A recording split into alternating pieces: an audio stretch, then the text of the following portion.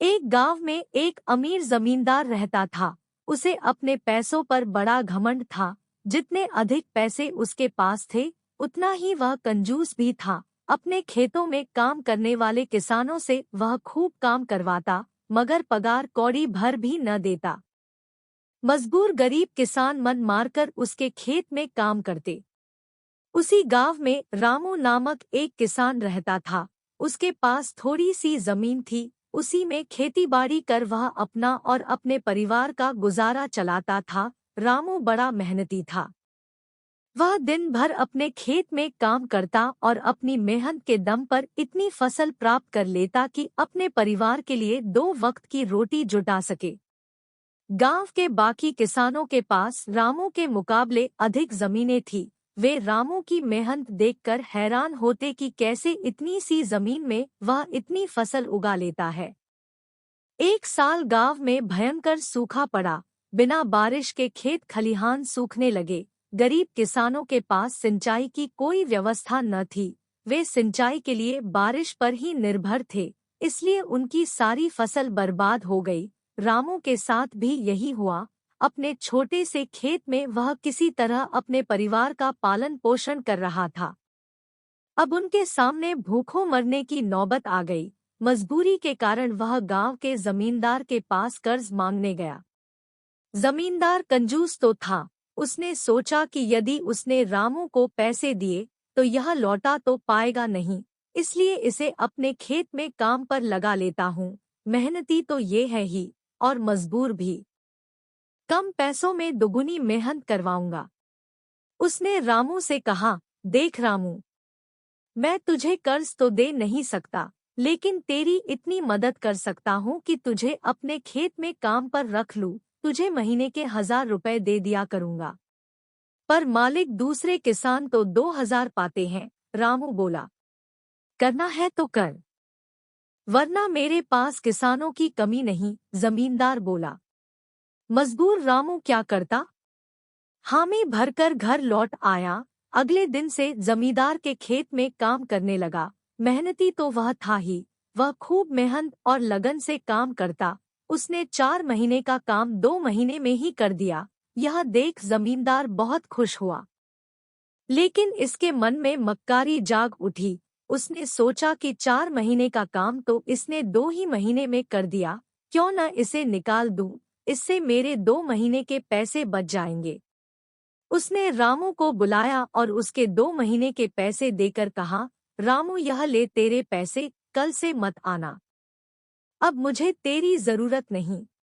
ये सुनकर रामू परेशान हो गया। बड़ी मुश्किल से उसका घर चल रहा था। अब अपने परिवार का भरण पोषण कैसे करेगा? वह जमींदार के सामने गिड़गिड़ाने लगा कि उसे काम से न निकाले, लेकिन जमींदार ने उसकी एक न सुनी और उसे काम से निकाल दिया। रामू आंखों में आंसू लेकर घर लौटा। चिंता से रात भर उसे नींद नहीं आई। सुबह उठकर उसने फैसला किया कि वह फिर से जमींदार के पास जाएगा और उससे विनती करेगा कि उसे वापस काम पर रख ले। वह जमींदार के घर के सामने जाकर बैठ गया। सुबह उठकर जाट जमींदार अपने घर से बाहर निकला तो रामू को घर के सामने बैठा हुआ देखा। उसने रामू से पूछा, क्या हुआ रामू, क्यों आया है? रामू जमींदार की पैरों पर गिर पड़ा और गिड़गिड़ाते हुए बोला, मुझ पर दया कीजिए मालिक, मुझे काम पर रख लीजिए, मेरा परिवार भूखा मर जाएगा। जमींदार ने उसकी एक न सुनी और उसे धक्के मार के वहां से निकाल दिया। रामू उस समय तो वहां से चला गया, लेकिन अगली सुबह फिर सेठ के घर के सामने जाकर बैठ गया। जमींदार ने उसे फिर बुरा भला कहकर भगा दिया। अब से रोज यही क्रम चलने लगा। रामू रोज जमींदार के घर के सामने जाकर बैठ जाता और जमींदार उसे भगा देता। पूरे गांव में इस बात की चर्चा होने लगी। सब जमींदार को भला बुरा कहने लगे। तंग आकर जमींदार ने सोचा कि क्यों ना कुछ दिन परिवार सहित दूसरे गांव चला जाऊं। मुझे घर पर ना देखकर रामू यहाँ आना बंद कर देगा। अगले दिन वह परिवार सहित दूसरे गांव अपने रिश्तेदार के घर चला गया। 10-15 दिन रिश्तेदार के घर रहने के बाद जब वह अपने घर लौटा तो मोहन को अपने घर के सामने बैठा नहीं पाया। वह मन ही मन खुश हुआ कि चलो उससे पीछा छूटा। लेकिन वह चकित भी हुआ कि आखिर रामू ने आना बंद क्यों कर दिया। उसने गांव वालों को बुलाकर पूछा तो पता चला कि रामू घायल है और अपने घर पर पड़ा हुआ है। जमींदार ने पूछा, क्या हुआ उसे? एक जमींदार ने कहा, मालिक, आज जब दूसरे गांव चले गए थे तब भी रामू आपके घर के सामने बैठा रहता था। एक दिन आपका खाली घर देखकर कुछ चोर चोरी करने के इरादे से आपके घर में घुसे, लेकिन वे रामू की नजर में आ गए। रामू अपनी जान की परवाह न कर उनसे उलझ गया और उन्हें भगा दिया। उनके बीच हुई हाथ-पाई के कारण रामू घायल हो गया।